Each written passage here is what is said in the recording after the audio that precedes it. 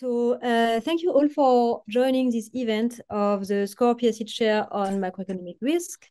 So today we are very happy to award the 2023 Junior Research Prize to Rohan Kekre and Moritz Lenel for their paper, which is titled Flight to Safety and International Risk Sharing.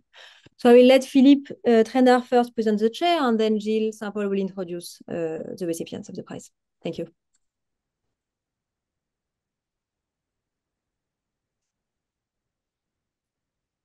And Philippe, you're muted. Yes, no, I was searching because I had made a small arrangement. And okay, no. Thank you so much, and sorry for even taking yet going out of mute. The SCOR Corporate Foundation for Science, created in 2011, forms part of the group's long-term commitment, SCOR long-term commitment to scientific research and dissemination of knowledge about risk and insurance. It promotes and finances research by means of subsidies, awards, and conferences. The Scientific Council of the SCOR Corporate Foundation for Science, consisting of renowned scientists, worldwide renowned scientists from a variety of disciplines, oversees the determination of its orientation in the areas of intervention that may be selected with regard to the main projects on which it has to decide and its long-term strategy. One of the main projects of the foundation is supporting since 2018, which the foundation is supporting, is the SCOR PSL share, a share dedicated to the complex links between macro risk and macroeconomics. Of course, a very hot topic considering the current accumulation of climate risks, geopolitical risks, pandemic risks, monetary and financial risks. The complex dialectic between the search for safety and search for risk and remuneration is at the core of the scientific investigation in that field, and I think that this year's prize will again illustrate it. In fact, we are gathered today for the Junior Research Prize awarded by the SCOR Paris School of Economics share each year. But I will now give the floor to Gilles to explain the philosophy of the prize and this year's choice, which must be assessed in the light, of course, of the purpose of the chair and the long-term partnership that has been established between Paris School of Economics and SCOR Foundation. Please, I'll let you, Gilles. Okay, thank you. As you shall see, I have no voice, so I am not going to say a lot of things because it is physically impossible. Let me just say that in this prize, we pick up people who have had their thesis less than 10 years ago. And in this particular year, we were very interested in the looming issue of the US return privilege, which is the idea that the US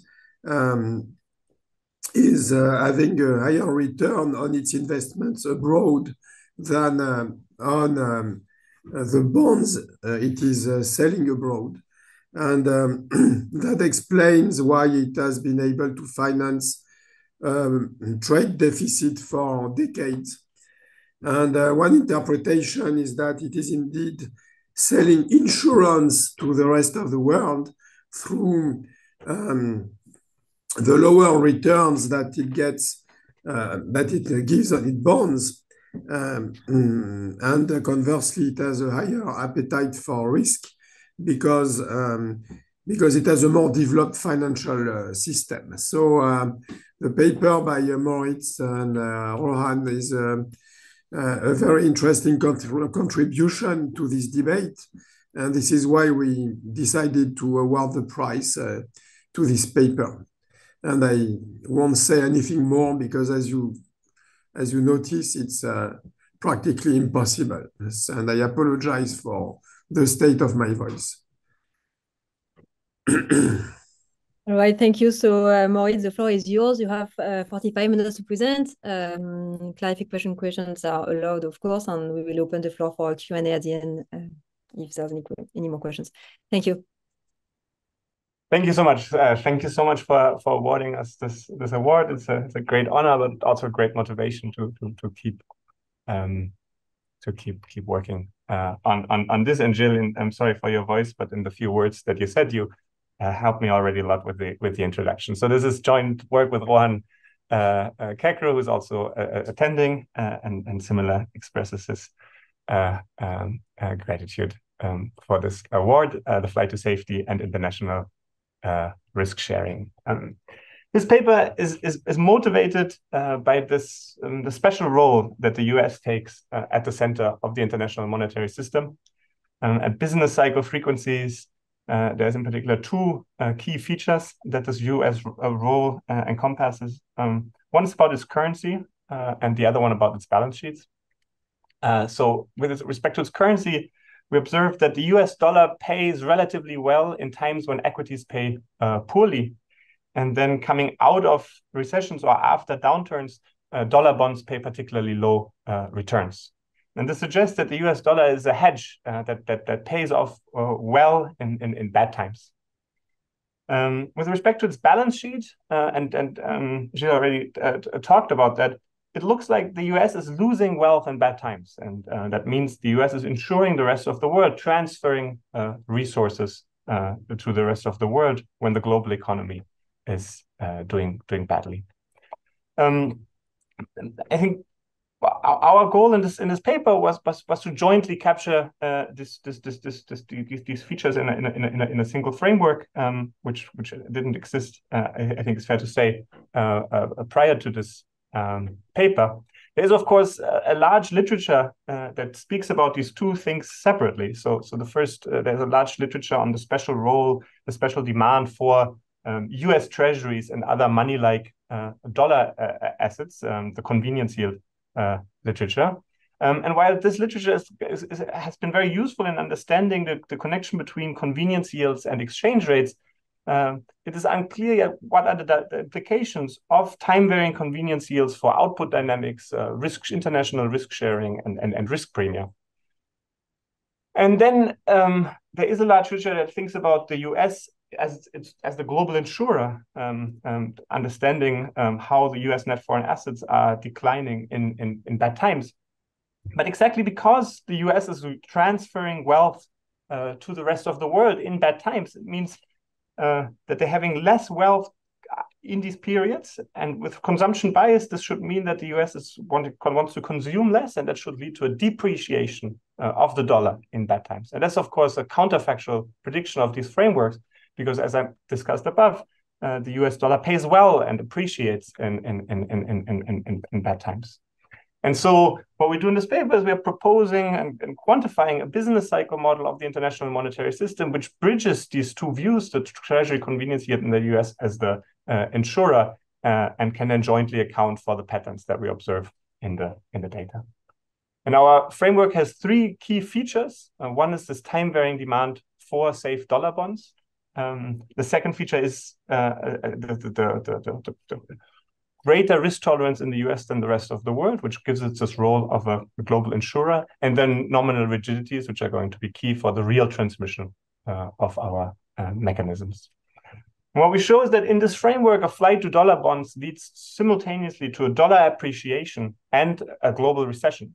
And because the dollar is appreciating in bad times, the dollar bond becomes a hedge and commands a negative risk premium. And if the US is the global insurer, is more risk tolerant relative to the rest of the world, then this is going to mean that the US is not only going to hold capital and other risky assets, but is going to be in particular financing itself with US dollar bonds, because those US dollar bonds are providing the hedge to the rest of the world. And that's really part of the insuring role, is to issue these dollar bonds to the rest of the world. We take this framework and quantify it, disciplined by looking at return spreads and portfolios observed in the data, and then look at other movements of relative bond returns, equity returns, output dynamics, and net foreign asset dynamics. And given that the model is doing well along those dimensions, we are then feel justified to look at the kind of macro and policy implications of our models. And there are kind of four key implications that come out of our analysis. The first is that this time-varying demand for dollar bonds is a macroeconomically important driver of the global business cycles. And we find that absent of these flight to safety episodes, global output volatility would fall by more than 15%, in particular, so in the US.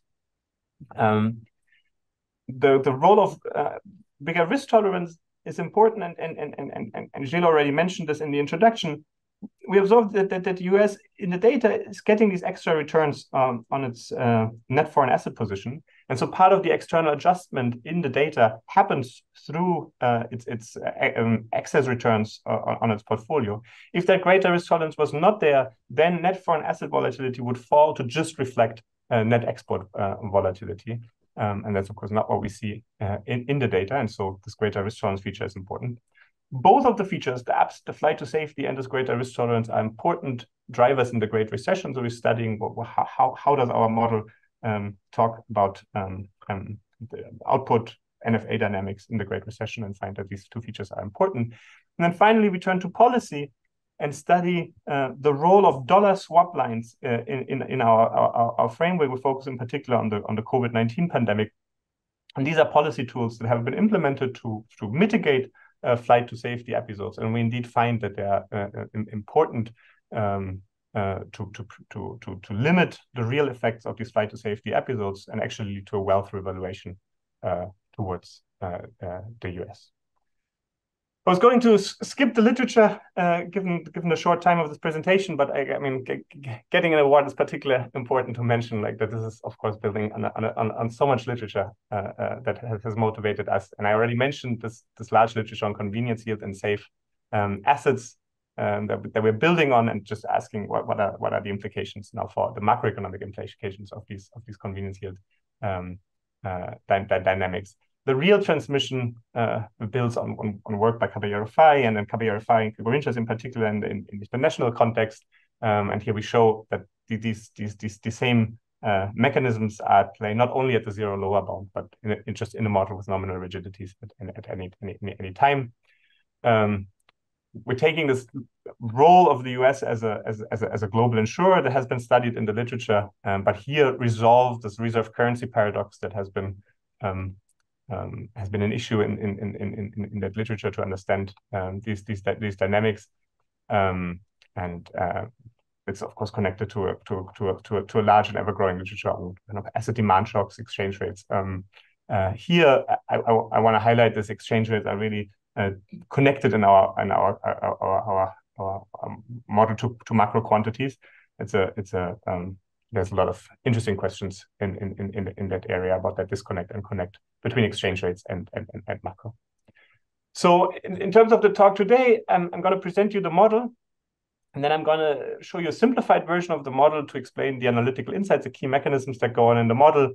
I'm going to very quickly talk about the parameterization given the time, and then show you some impulse responses in the framework to understand what are shocks doing in this model. And then, depending on the time, talk about some of the macroeconomic and policy implications that our framework has. So the model is a standard two-country new Keynesian model. There's home, there's foreign. We're going to think about of home as the US, and foreign G10 other similarly developed countries. There's capital. There are bonds in the two currencies, and then importantly, there are safe dollar bonds that have this particular value that agents particularly value under the time-varying demand. There's heterogeneous risk tolerance. The US is going to be the more risk-tolerant investor in this context. We're going to have Epstein-Zinn preferences, mostly to speak to asset price and have higher risk aversion and separate the intertemporal substitution. And we're getting risk premia right through disaster risk in the output process. I'm going to quickly outline how does the home problem look like, and the foreign problem looks similar. So there's an Epstein-Zinn preferences over an aggregator that is over consumption, leisure, and then safe dollar bond holdings. So this is where there's kind of a similar to a money in the utility idea. Here there is this safe dollar bond utility. If you want to think of this as like the role that dollar bonds play for payments and similar mechanisms. Consumption itself is an aggregator over consumption of the home good and consumption of the foreign good, and home is biased in its consumption preferences towards home consumption, which is going to be, of course, important for the exchange rate dynamics that are then going on. Here are the resource constraints to understand really all the assets that are present. Let me start on the right-hand side. The agent is earning labor income, is holding a safe home bond that earns a nominal rate I, and I'm going to differentiate these safe dollar bonds at home from non-safe dollar bonds, where we think of say corporate bonds that don't have the same liquidity or payment services that these safe dollar bonds have, and that earn a rate iota that is going to be higher in equilibrium. There's going to be foreign bonds that earn a foreign nominal rate, but then the agent needs to swap them. The home agent needs to swap them using the nominal exchange rate into dollar. And then there's capital, and so there's going to be profits earned and the capital value on the right hand side. And then with that wealth that the agent has through its dollar bond holdings, safe dollar bond holdings, other dollar bond holdings, foreign bond holdings, and capital bond holdings, the agent decides how much to consume of the home good, how much to consume of the foreign good, how much of these safe dollar bonds to buy, how much of these other dollar bonds to buy, how many foreign bonds to buy, and how much capital to buy. So it's kind of a relatively rich structure with several assets. But I hope I can clarify throughout the talk the key kind of trade-offs across those assets that the agent is paying. So home risk aversion is going to be gamma, foreign risk aversion gamma star, and we're going to think of gamma as lower than gamma star, so that home, the US, is ensuring the risk of the world. Let me talk a little bit more about the special demand for safe dollar bonds.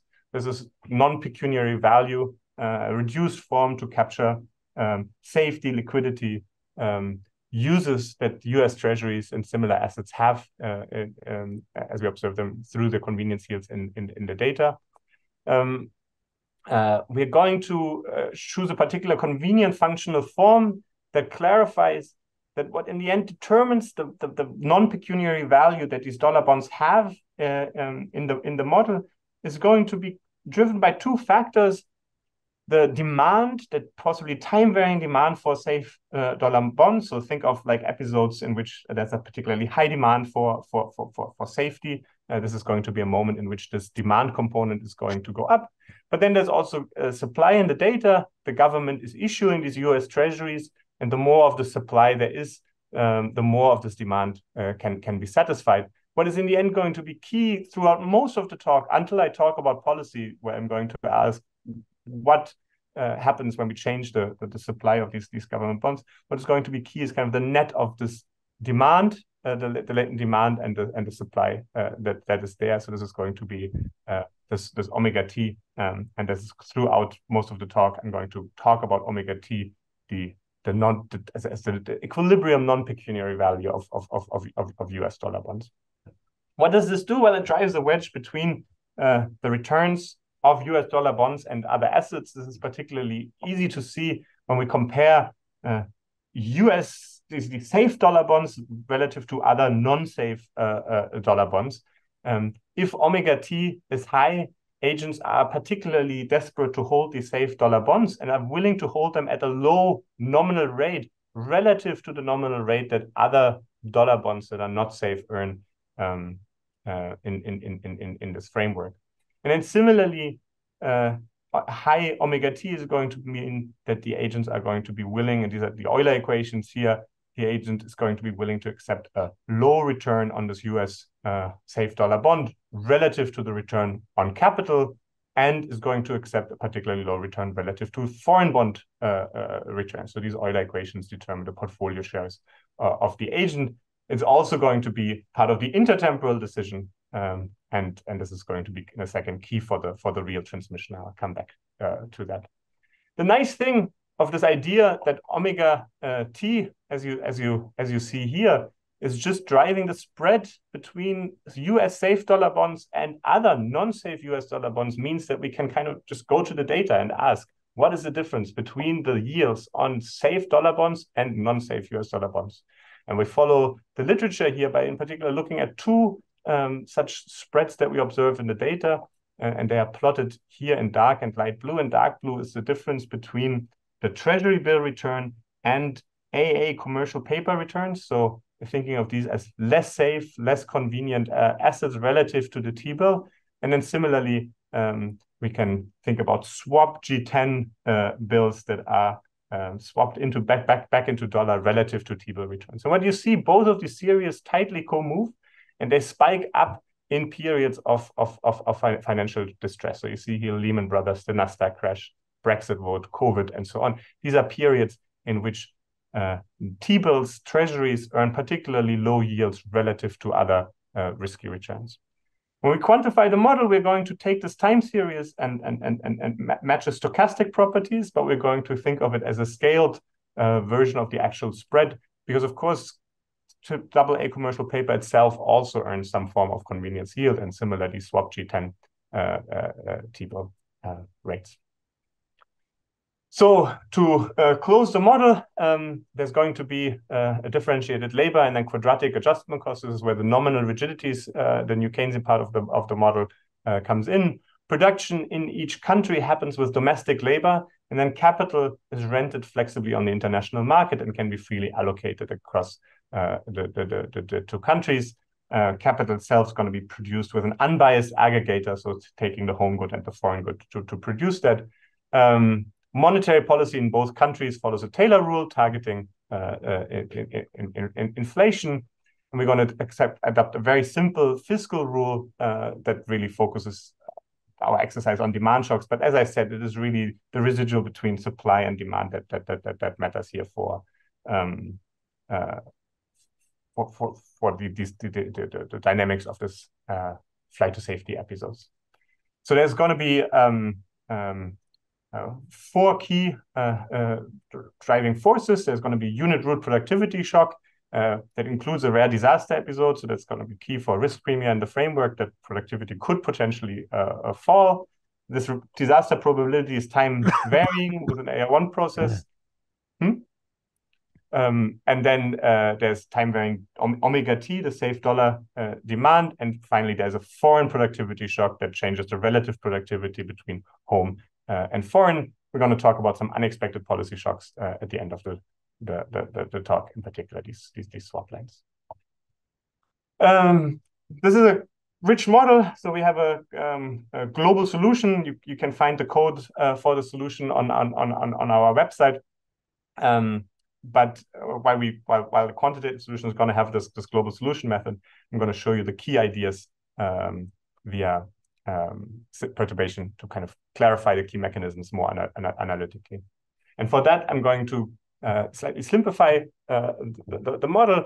We're going to consider two cases: flexible wages or wages set one period in advance. So this is going to be one particular form of wage rigidity where wages are just set a period ahead. It's going to be a fixed capital stock, unit IES, perfect home bias, and infinite Fisher elasticity. No disaster, so there's just going to be no relative productivity shock. There's just going to be global productivity shocks, and then these transitory safety shock. And we're going to consider a deterministic state with identical per capita wealth, just to simplify notation. And so whenever there's now a head variable on the next slide, is going to be deviation from that steady state. Again, this is just on these next 3 slides, and then we're going to go to the global solution. First, I'm going to focus on a world in which the US is not more risk tolerant. And so where the two countries have identical portfolios, and it's just really about understanding the real implications of this safety shock, the increased demand for safe US dollar bonds. And then I'm going to talk about how what do these implications mean for portfolios and risk premia in this setting. So first, let's now consider a shock to a flight to safety episode, a shock to omega T, more demand for safe US dollar bonds. And let's start with flexible wages, same portfolio as discussed. Now, what happens if there's this shock to demand for safe US dollar bonds, this is going to put downward pressure on the return on these dollar bonds. And with flexible wages, there's no problem in adjusting the real rate. The real rate is going to fall to perfectly offset this shock. Given our policy rule is going to be implemented through deflation, but this is kind of not important in a world without rigidities. And since the real rate on the safe dollar bonds can flexibly adjust, there's going to be no need for any adjustments in real allocations. And one way to particularly see this is to look at these two Euler equations. The first one is here, the intertemporal choice of the agent. Omega t has gone up, but the real rate has fallen to perfectly offset that. And so that means the stochastic discount factor doesn't need to change. Nothing needs to change in terms of consumption today versus consumption tomorrow. And similarly, since the real rate has perfectly absorbed this movement in omega, nothing has to change in the return on the foreign bond. And that means exchange rates don't need to adjust. And so this is this world with flexible wages and no nominal rigidities, where these flight to safety episodes just only change returns on safe dollar bonds, but have no other implications. Now let me go to the world with nominal rigidities. Now the real rate cannot fall as much as before. And the smaller decline in the home real rate now means that first dollar bonds become more attractive, and this is going to lead to an appreciation of the dollar. And there's going to be, because the US real rate now is too high, there's going to be a decline in output, in particular at home, but there's going to be spillover to the rest of the world. Again, we can look at these two Euler equations to understand what's happening. Omega t has gone up, but R has not fallen quite as much. Now we need adjustments to our consumption growth across periods. So we're going to trigger a new Keynesian recession in this setting. The flight to safety episodes, just in itself, that there's more demand for the US dollar, is going to induce a recession. And then similarly here in the choice between home bonds and foreign bonds, we are seeing that now this, as R has not fallen enough, the effective return on these dollar bonds has gone up. The return on foreign bonds needs to go up, and that happens through an appreciation today and then a depreciation of the US dollar going forward. This is very related to Caballero-Fari-Gurinchas, who study the transmission of such shocks at a zero lower bound, and we are making here the point that with nominal rigidities, these kind of transmission mechanisms occur even away from the zero lower bound. And of course, it is the case that the Taylor rule here, the monetary policy rule here, has a key role, because it's not adapting the real rate, the rate on these nominal bonds sufficiently, but that kind of mirrors what the New Keynesian literature with uncertainty shocks and so on does. So this is let me keep that for maybe the discussion after, how that differs from other mechanisms. So what does it mean for portfolios? Well, to think about portfolios in this simple model here at the moment, there's just two driving forces. So there's a global productivity shock and there's a safety shock. And there are three assets: capital, dollar bonds, and foreign bonds. So two shocks, three assets. Markets are approximately locally complete. And we can now think about how do foreign and home hedge each other against those shocks. And here we have two results. First, as home is getting more risk tolerant than foreign, its portfolio share and capital is going to go up. That makes sense. That's like what we would expect in a world with higher risk tolerance. The more risk tolerant agent is holding the more risky asset. Importantly, its portfolio share in dollar bonds is going to fall. It's going to start to issue more and more dollar bonds. And from the previous slide, we understand why that is, because the US dollar is appreciating in bad times in the presence of these safety shocks. And then one can ask, well, in terms of excess return on the dollar, does the dollar earn a positive risk premium or negative risk premium absent safety shocks? And we're going to see this more in the second when I'm talking about the impulse responses. Absent safety shocks, the dollar would actually depreciate in bad times if there were only these productivity shocks. But then with safety shocks, as safety shocks become more and more important, these shocks for which the dollar is a hedge become more and more important. And so as the volatility of these safety shocks is increasing, it becomes more important. The dollar starts to earn a negative risk premium and is valued as a hedge against bad times. And so, yeah, these are the theoretical results in the paper. There's of course more of those in the paper and in the appendix. But let me now turn to the quantification of the framework.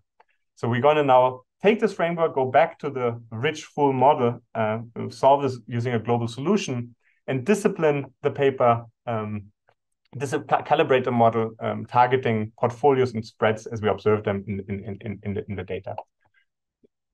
Rather than showing you the full parameterization, let me just highlight kind of key aspects of that parameterization. As I already mentioned in the beginning, I showed you this time series of omega t.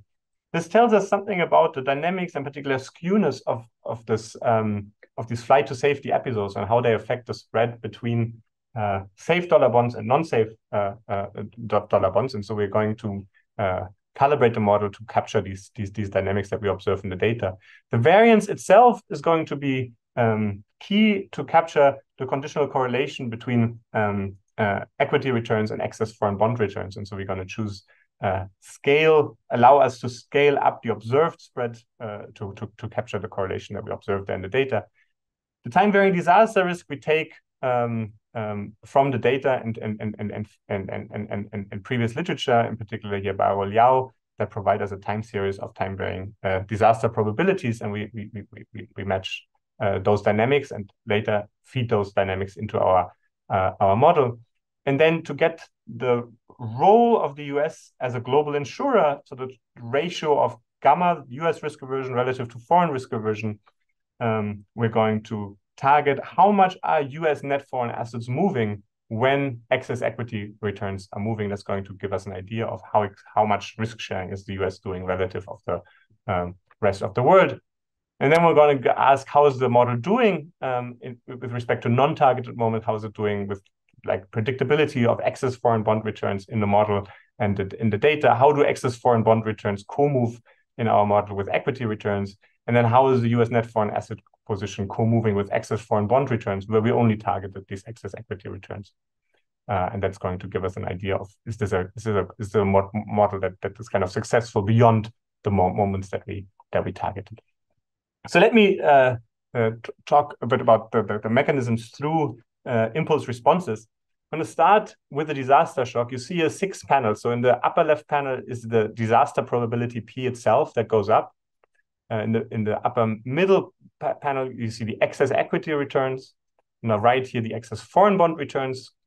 Q is the exchange rate. Theta is the US wealth share. And then Y is the output in the US. And so what we see is that if the disaster probability goes up, and I could show you something similar for the productivity shock, but here kind of bad times is an increase in the disaster probability, then because these are excess bad times, excess returns on capital relative to safe assets fall initially, and then are then elevated going forward as there's higher risk premium in this economy because the disaster probability is high. This shock here is bad.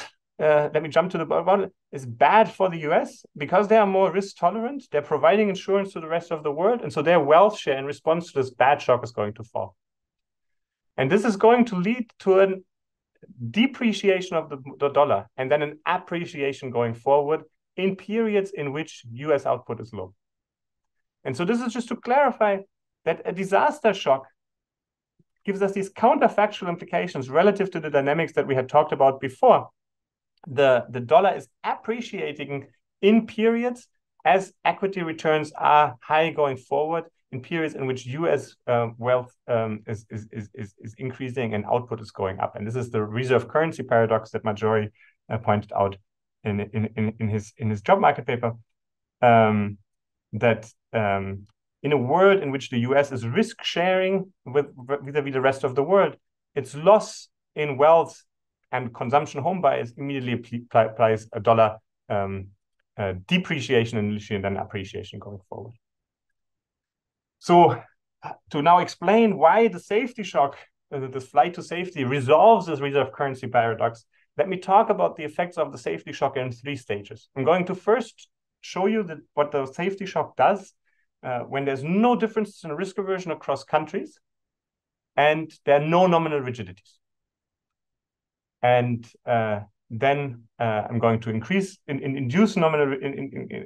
include nominal rigidities, and then also differences in risk aversion. And so here now in the upper left panel is the safety shock. There's more demand for safe US dollar bonds going forward. As we discussed at the beginning, this leads to a deflation in the US, lower returns on safe assets going forward, these US dollar rates forward, but has no real implications because there are no nominal rigidities. Given the portfolios that are coming out of this model here, there is a slight redistribution actually towards the US that leads to minimal appreciation, but these are small details relative to the big picture that here, of course, output is not doing anything and the dollar is appreciating. So now we're going to include nominal rigidities, and then with nominal rigidities, the real rate cannot adjust as much anymore, and we're going to have this new Keynesian recession that I already discussed in the analytical results. Real rates are now too high in the US. US output falls, foreign output is also going to fall through the spillover effects. And because there is now this extra returns on the dollar, real rates on nominal rates on the dollar bond have not fallen sufficiently. The dollar is particularly attractive. The dollar is appreciating and then depreciating going forward to equalize returns between the US dollar bonds and foreign bonds. There's still this kind of the same wealth effects that we observe here. The US is at the moment not yet insuring the rest of the world because there's no differences between gamma and gamma star. And so as a final step, I'm now going to introduce these differences in risk aversion. And now, because the dollar is appreciating and because the US is more risk tolerant and insuring the rest of the world, issuing dollar bonds and holding itself risky capital bonds, this fall in excess equity returns and this fall in relative foreign bond returns relative to home bonds is going to mean that the US is losing wealth on its portfolio. And that decline in its wealth is nevertheless going to be consistent with the dollar appreciation, because at the same time, US output is falling in response to this recessionary flight to safety episodes. And so this flight to safety shock is capturing that the dollar is now going forward, going to depreciate in periods in which equity returns are high, in which the US net foreign asset position is recovering and output is going up, and this resolves, therefore, the reserve currency paradox. These are kind of how the model is doing well in terms of capturing the co-movements in the international monetary system between excess foreign bond returns and output as we see it in the data, net foreign asset position and foreign bond returns. Let me go through this relatively quickly and just say that it is both features, flight to safety shocks and these differences in risk tolerance are key in getting these co-movements right, because this is about the type of shocks, but also the portfolio exposure of the US, the portfolio exposure, of course, in particular for capturing the net foreign asset dynamics.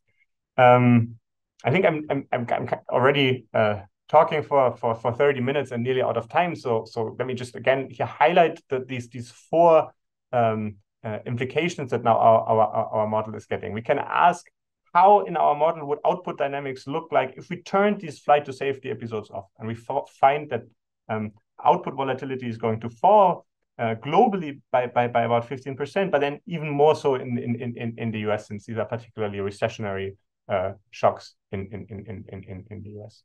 Gilles had mentioned in his introduction that the US rebalances its net foreign asset position in the data, not so much through exports and imports, but in particular through excess returns on its net foreign asset position. And in a world without risk aversion differences, let me quickly jump here, we would find, well, I think, let me just say it in words, that's easier. It is key in our framework. These differences in risk aversion are key for capturing this effect. Otherwise, we would have much lower volatility on the net foreign asset position that would just capture this volatility in excess returns. We can ask our model, and maybe this is the picture I'm going to show you now. We can ask our model, how does our model perform in the Great Recession if we are feeding in the observed disaster probability and flight to safety shocks that we observe in the data. And so this is taken from Barrow-Liao, their variation in disaster probability throughout the recession. And this is directly measured from our spread in the data between non-safe dollar bonds and safe dollar bonds. How is the relative valuation of dollar bonds changing throughout that episode? And we're feeding these two time series into our model. And as you see, our model relative to the data captures a large extent of the output dynamics in the US, and to some extent abroad. We're somewhat undershooting the extent of which there are net foreign asset movements in the data. But we're getting the core movements clearly right. And importantly, as in the data, this is in our model all driven by revaluation effects on the net foreign asset position, not by adjustments in net exports. And so then we turn to asking how can policy now mitigate these flight to safety shocks? And the COVID-19 pandemic, and also before, already in 2008, the US Central Bank implemented these swap lines, providing dollars to the rest of the world.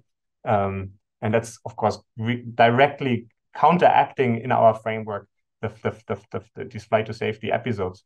And I showed you the effects that a safety shock has in our framework. These dollar swap lines really reverse those effects and revalue wealth in the favor of the US, but have globally stimulative effects because they prevent or mitigate the recessionary effects that these flight to safety shocks have. So let me conclude. We have this framework with three key features: the time-varying demand for safe dollar bonds, greater risk tolerance in the US than the rest of the world, nominal rigidities. In that framework, these flight to safety episodes lead to a dollar appreciation, to a global recession.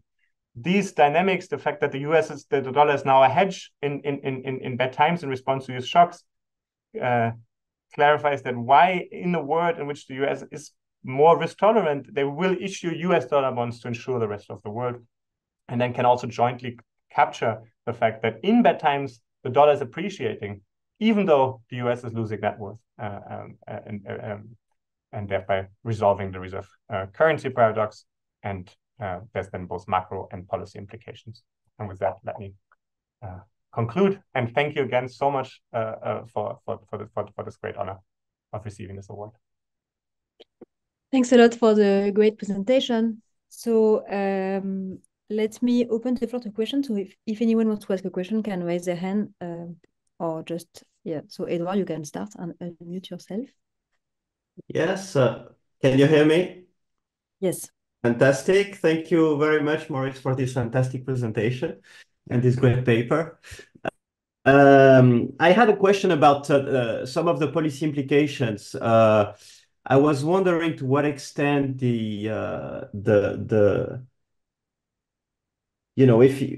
when you speak about policy, you seem to monetary policy is a Taylor rule, and you're considering alternative policies. But there are other things that the central bank may want to do, even with conventional policies in that situation. For example, it could lower the interest rate more than the way you specify it, to limit the appreciation of the dollar and limit the recessions, and that would also reduce the spillovers. And if you have high trade elasticities, the incentives to do that is even greater, right? You want to manipulate the terms of trade to mitigate the real appreciation, to avoid the current account deficit. So I was wondering how would you think about optimal policy in this context? Not only alternative policy tools, but conventional policy. Yeah, feel free to jump in, Rohan. So this is absolutely true what you're saying. So I think it's even like, I mean, absent any terms of trade calculation, if the monetary policy here perfectly undoes the flight to safety shock, the flight to safety shock will have no effects, just as in the model that I showed you without nominal rigidities. And so here our framework shares this somewhat unsatisfying feature that New Keynesian literature with uncertainty shocks also has, that uncertainty shocks in that literature similarly just transmit because uncertainty shocks have put downward pressure on the real rate, and if that is not satisfied by the policy rule, then we're going to have real transmission and things. I think there's presumably some limitations in the data, and here the policy has kind of an easy time because there's this. I mean, in particular in the setting, there's one shock, and this like we can do this with this one tool. I think the best answer is to say there are presumably limitations in the data to both adjust monetary policy with kind of as targeted as we discuss here, but also to disentangle maybe whether we are actually facing a flight to safety shock and or not. I always think about like in the early 2000s there was this whole savings glut discussion. I was not clear whether Greenspan is right or not in not reacting or not reacting to these pressures. But these are aspects that are not part of our framework, and so I think you're absolutely right that this is kind of an unsatisfying aspect that our framework shares. What you're doing is perfectly fine. It was just thought for I mean, there are interesting policy coordination questions also. I mean, if monetary policies are uncoordinated, then this is part of the issue of why you may have an excessive global recession. Yes, absolutely. Yeah, Rohan wants to go on. Yeah, I just want to add two things. I mean, I agree with everything that was Moritz said. One thing I would say, of course, is that another way to say this is that the convenience yield matters for the natural rate, and measuring the natural rate is hard. So, you know, central banks all around the world try to measure the natural rate, and all we're trying to say is that to the extent that number one, you know, as many central banks recognize, the convenience yield should be an important consideration as you think about measuring the natural rate. And two, because it's hard to measure in real time, perhaps that can have macro implications to the extent that you don't track the natural rate. The second thing I would say is, you know, this is something that we don't do really much justice to in the paper, but I do think for future work, it's someone should think about it, is there's related to what you just said, Edouard, about the interactions in policy. The convenience yield is an equilibrium object, and it depends on the supply of safe assets. Moritz showed that formula that omega was a function of both the latent demand, but also the supply. The supply is very uninteresting in our model. The fiscal authority follows a particular rule. But of course, in the real world, the fiscal authority is providing some assets. And that then generates an interesting set of policy interactions between fiscal policy, which provides safe assets, affects the convenience yield, and thus the natural rate, which the monetary authority is trying to track. We didn't, have space to do those topics justice, and the paper is already too long, but I think that's a really interesting set of things to think about. Thanks. So actually, I also had a question. So let me go ahead. So it's super important in your model to have this heterogeneity between this gap between the gamma and gamma star. So I was wondering, like, how should I think about that? Like, is it the result of some frictions, and should this be independent of the cycle? I mean, because in your model it's like too constant, but I wonder how to think about this for the country level.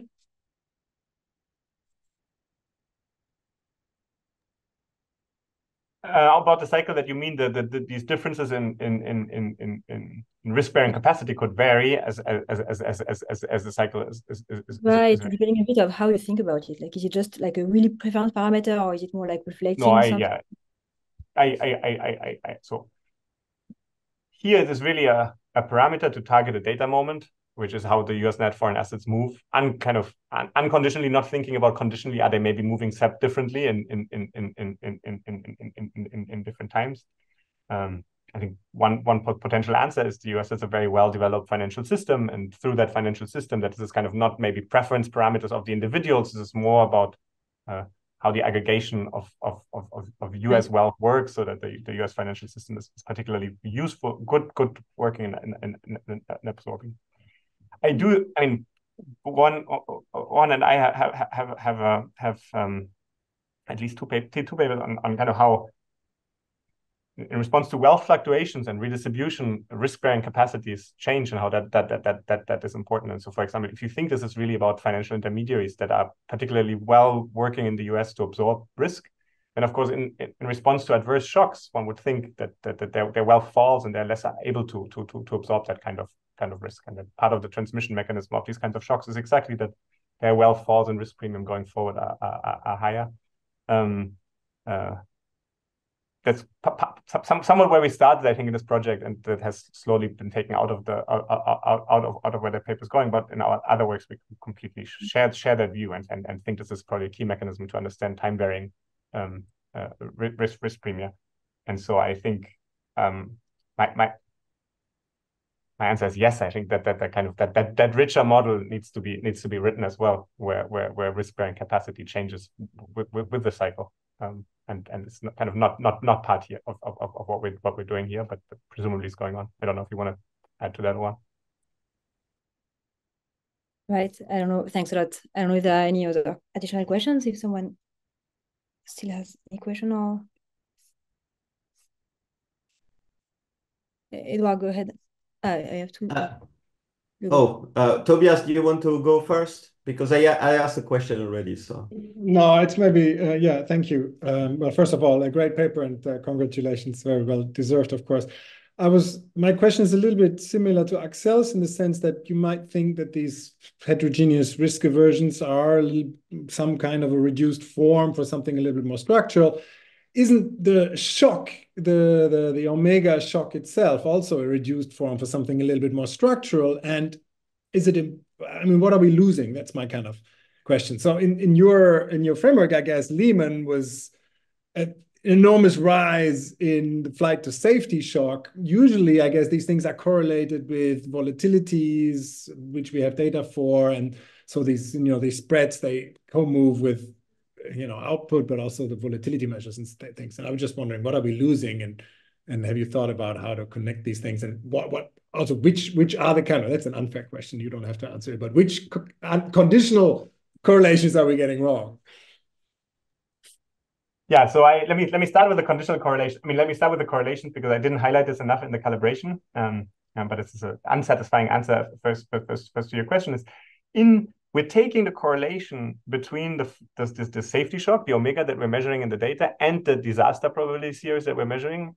And in the quantitative framework, these two series are going to correlate just as they are correlated in the data. And so to some extent, we are capturing the fact that in the data, in periods in which disaster probability is going up, we're also observing this flight to safety episode. Right. So I think as a positive description of the world, our model kind of that then does hopefully a decent job at getting exactly these co-movements and correlations right. But of course, always when there's a structure, some structure missing in the model, we have to worry about the policy counterfactuals, right? And so the question is, what is a more structural framework that now can speak to what policy might do to this omega series more directly. Deverell, Engel, and Wu have a paper that the recent paper that builds on our work. I think it's fair to say where the valuation of dollar bonds arises from their collateral use, and so it's somewhat more structural, and where periods of higher in such a framework, of periods of higher uncertainty can, of course, induce the demand for more collateral and for more premium. And so I think that it is relevant and important to ask how's now policy interactions interact now with kind of such a more structural model, and we end short before doing so. I think that's kind of as much as I can say, and I completely agree that this is like as a positive description, I think we're getting a lot right. As a the normative implications, one needs to pause and think about do these policies interact with maybe more structural interpretations of omega. Thank you, Rohan. And Edouard, you had another question. Yeah, just in the aggregate demand block doesn't have hand-to-mouth households, right? So that could change the propagation quite a bit. I mean, it has some internal propagation, and also you would have a real income channel working through because in the US, hand-to-mouth people would be highly exposed to the relative price of home-produced goods in the US because they cannot borrow land from abroad. So that would affect. I mean, in those models, it affects aggregate demand, both internal demand and that coming from the rest of the world through aggregate income. So I mean, I don't know if you've given considerations to this point. I let Rohan. Rohan, you wanna? I mean, we haven't. Obviously, it's an interesting question. I haven't been totally on top of the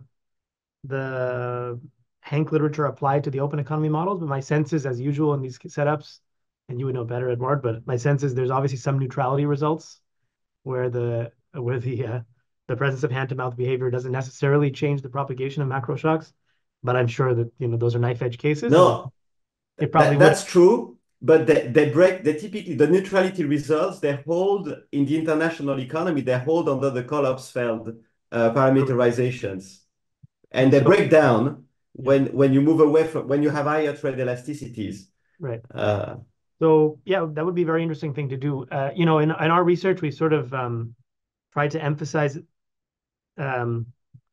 let me put it a step back. That Hank literature has emphasized a dimension of heterogeneity, which maybe you can summarize as the marginal propensity to consume, and hand-to-mouth is an extreme version of that.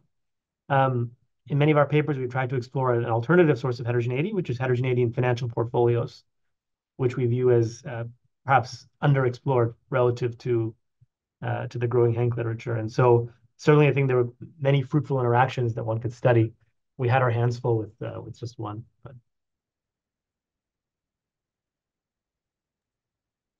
thanks. All right, thanks a lot. So I think we are going to close this event. I just wanted to thank you again, Rohan and Moritz, for both attending and for the great presentation. And that's it. Thank you. Thanks a lot. Thank you so much. Bye-bye. Thank you. Bye-bye, and thank you very much. Very insightful. Thank you all. Thank you all for coming.